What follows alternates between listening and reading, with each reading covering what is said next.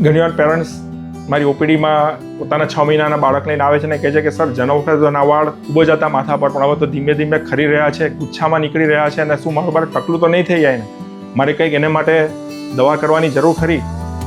તો મિત્રો, 3 થી 6 મહિનાની ઉંમરે બાળકના વાળ ખરવા એ નોર્મલ છે.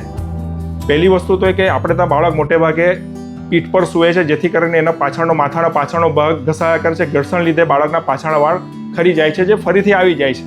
બીજું કે બાળક જ્યારે 3 થી 6 મહિનાનો હોય છે ત્યારે મધરના જે હોર્મોન એના શરીરમાં ફરતા હોય છે તે ધીમે ધીમે ડિસિપેર થઈ જાય છે. જેથી એની જે હેર ફોલિકલ્સ ખરા તે શટડાઉનની મુદ્રામાં આવી જાય છે, અને એ રીસેટ થઈને ફરીથી વાળ ઉગાડવા ચાલુ થાય અને 1 વર્ષ સુધીમાં એના વાળ ફરીથી આવી જાય છે.